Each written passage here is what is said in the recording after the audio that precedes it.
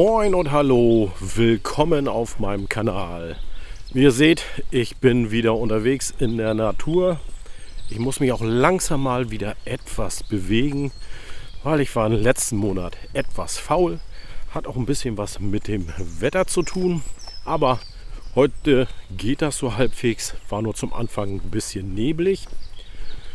Diesmal bin ich nicht in Schleswig-Holstein unterwegs, sondern in Niedersachsen, genauer gesagt in der Nähe von Buchholz in der Nordheide. Grund dafür ist, ich habe gerade Liz zum Bahnhof in Hamburg gebracht, weil sie wird für ein paar Tage nach Nürnberg fahren. Und ich kann dann halt die Wanderung hier genießen. Die Strecke soll ungefähr so 18 Kilometer lang sein und mal sehen, was ich hier so erlebe und euch zeigen kann. Ich würde mich freuen, wenn ihr dran bleibt und mich auf dieser Tour begleitet.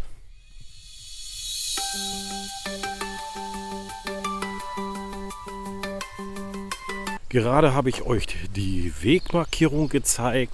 Ich bin hier auf einem Teilstück des Heidschnuckenwegs unterwegs. Dieser Wanderweg ist ein Fernwanderweg, der ungefähr 223 Kilometer lang ist.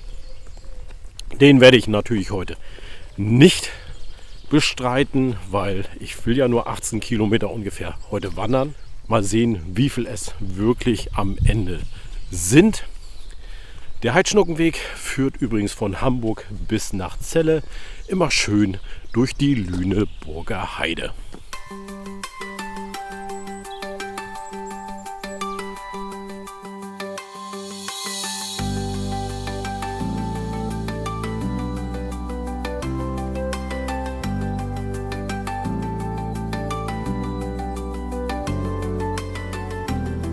Heute bin ich mit Freiluftkind unterwegs.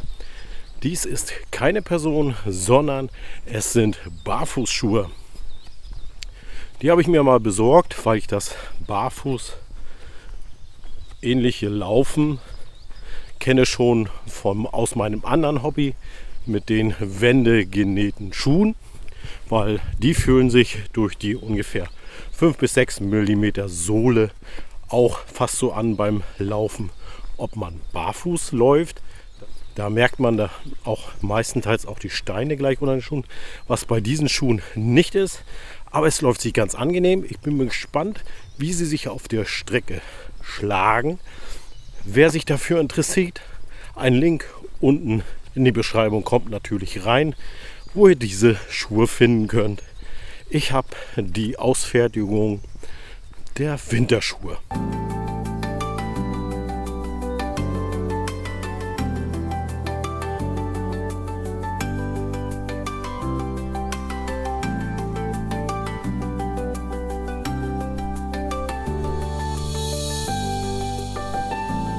Die Strecke ist angegeben hier mit insgesamt 170 Höhenmetern, aber dass sie gleich zum Anfang kommen, das hätte man ja auch gleich mal hinschreiben können. Mal sehen, ob es gleich noch ein bisschen flacher wird, weil teilweise sind die Anstiege doch ganz schön steil.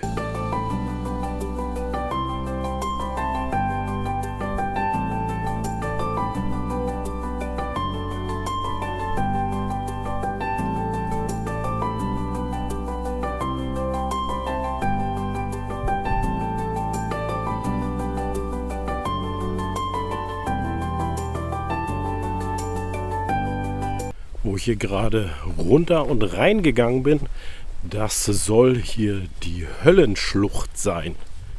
Na, hoffentlich begegnet mir hier nicht der Höllenhund.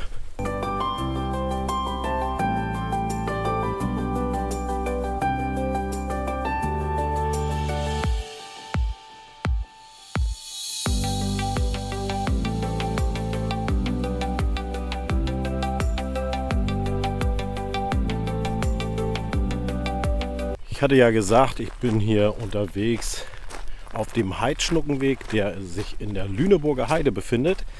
Und hier habe ich natürlich auch die Heidelandschaft erreicht. Die Heide blüht natürlich noch nicht. Es sieht ein bisschen grau-braun trist aus.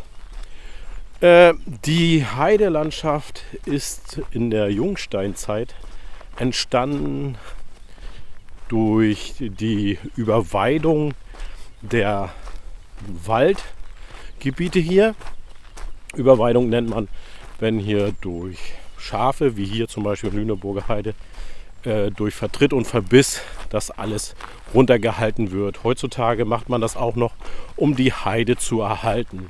Bis zum 19. Jahrhundert waren weite Räume von Norddeutschland mit Heide bedeckt, aber sie sind denn zurückgegangen.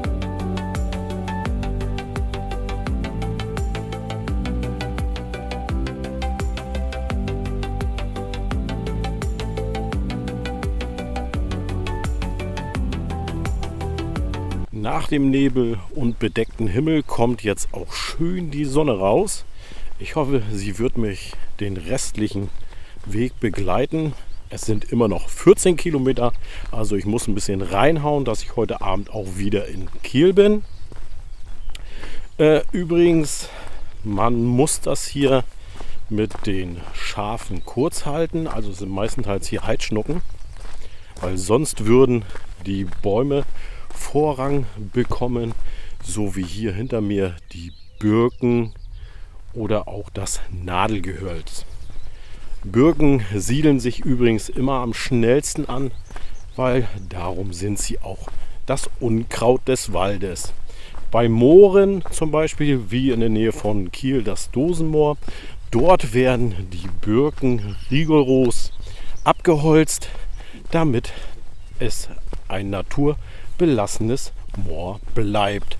Und die Torfflächen, weil im Dosenmoor hatte man Torf abgebaut, werden jetzt auch wieder bewässert.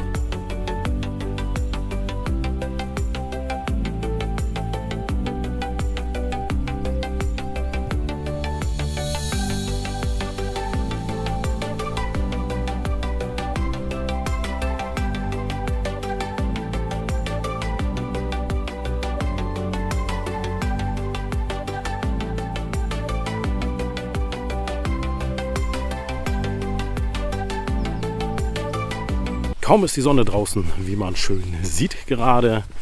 Und da musste ich mir gleich mal eine Jacke ausziehen, weil es wurde doch dann relativ warm. Jetzt reicht es hier, wenn ich hier mit einem Hoodie und einer Weste rumlaufe. Wobei mit der Weste es eigentlich auch schon ganz schön warm ist. Ich habe, glaube ich, noch so 1 Kilometer, bis ich die erste Pause mal mache. Und da werde ich mir einen schönen Cappuccino erstmal kochen.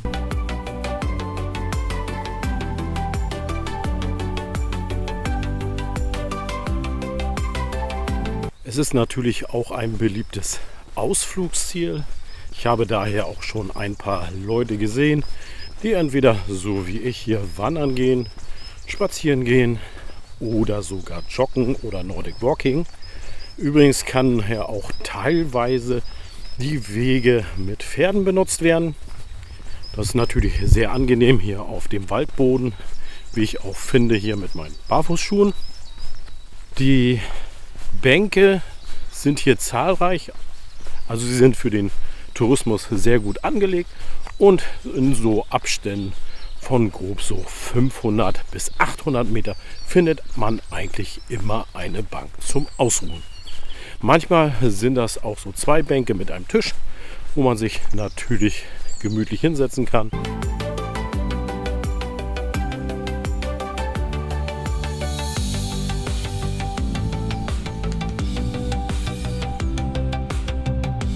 Ich habe jetzt schon über 1/3 der Strecke gelaufen, so fast 7 Kilometer. Wollte eigentlich auch eine Pause machen, aber gerade auf dem Teilstück ist die Anwesenheit von Rastplätzen eher dürftig. Ich werde noch mal ein bisschen weiterlaufen und mal schauen und hoffen, dass ich demnächst einen Rastplatz finde, um etwas zu essen zu mir zu nehmen.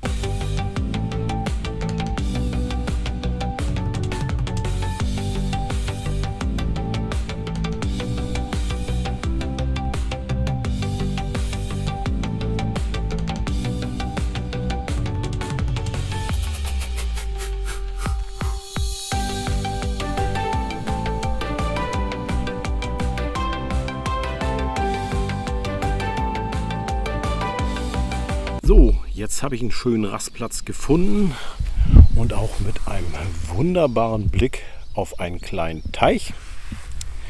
Mir fiel gerade ein, dass jemand mal gefragt hatte, was ich so auf meinen Wanderungen mitschleppe. Ich glaube, Mikolito war das.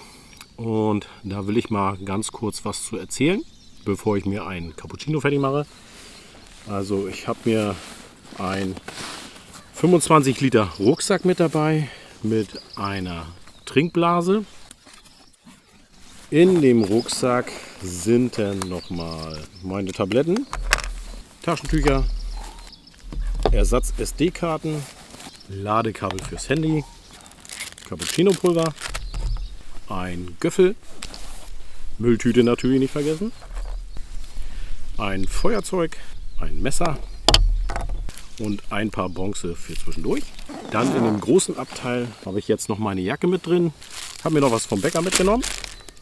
Bananen, mein Kocher von Jetboil, Tasse, hier ist eine Powerbank drin, nicht zu vergessen.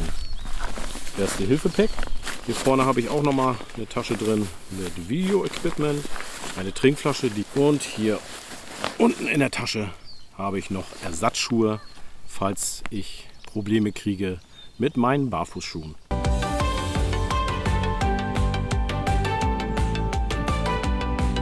Eine Kleinigkeit habe ich noch vergessen. Ich habe natürlich die Kamera mit, die Osmo Action 3 mit einem angebauten Rolei-Mikrofon und einem Rolei-Dreibein, was sehr flexibel ist.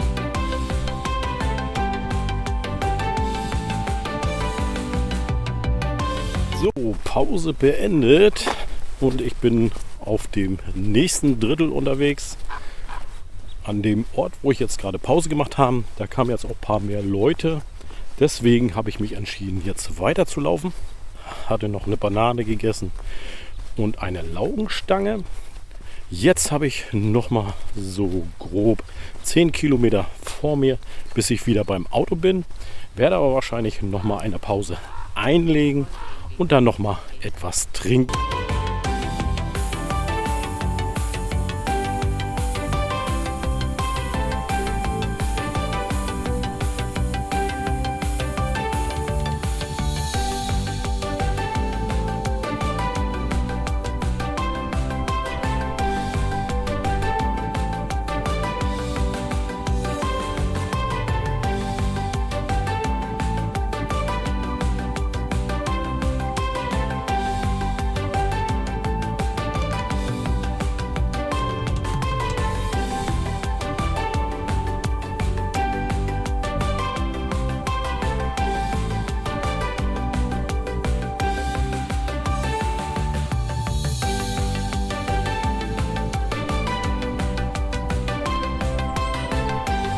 Man merkt jetzt, dass das Mittagessen wohl beendet ist. Da wird das hier in der Heide etwas voller. Es sind einige Leute unterwegs, aber es ist auch Ostern und die verbinden das wahrscheinlich auch gleich Ausflug mit der Familie.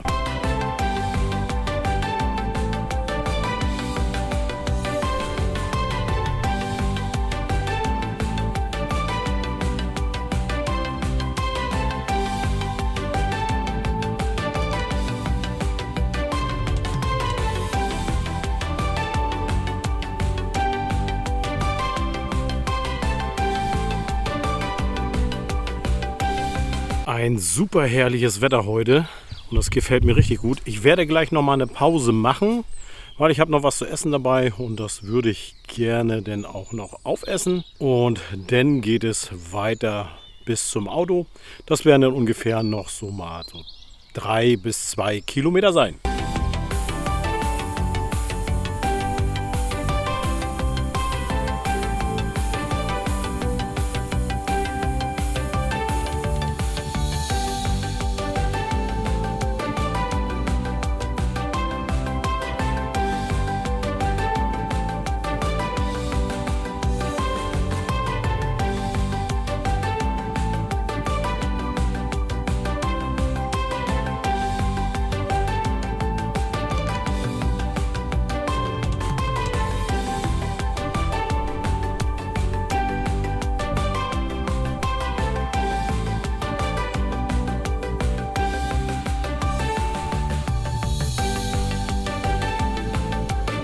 Jetzt noch mal kurz zum Weg.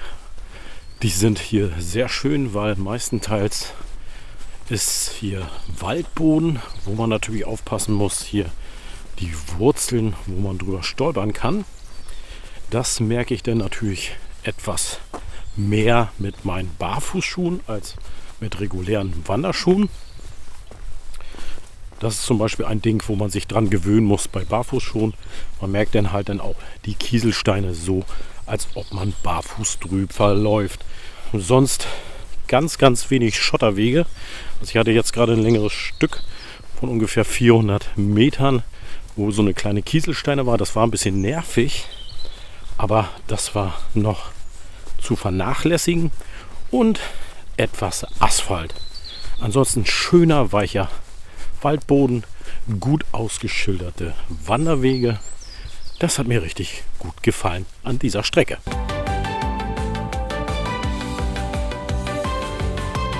Ich habe jetzt meinen letzten Rastplatz hier gefunden und gleich geht es zurück zum Auto. Ich habe jetzt ungefähr nur noch 2 Kilometer und dann ist die Strecke etwas über 17 Kilometer. Also mit der Kilometeranzahl hat Komoot nicht ganz gelogen. Das passt schon so. Aber ich habe die Strecke noch ein bisschen angepasst, dass ich nicht immer hin und her laufen musste. Die Strecke, wie immer, werde ich euch natürlich unten verlinken. Zu den Barfußschuhen kann ich nur sagen, top. Also ich habe keine müden Füße, besser gesagt fast keine müden Füße. Nach knapp 15 Kilometern werden sie doch ein bisschen schwerer. Aber dafür mache ich dann halt ein kleines Päuschen. Und ich kann die Schuhe von Freiluftkind definitiv empfehlen. Ein Link, wie versprochen, werde ich euch natürlich unten in die Beschreibung reinsetzen. Schön, dass ihr wieder dabei wart. Ich hoffe, es hat euch gefallen und gebt mir dafür einen Daumen hoch. Und wer neu ist hier, lasst auch gerne ein Abo da und dass ihr nichts mehr verpasst, drückt auch das kleine Glöckchen daneben. Denn heißt es für mich, wie immer, bleibt schön gesund und hoffentlich sehen wir uns beim nächsten Mal wieder. Tschüss!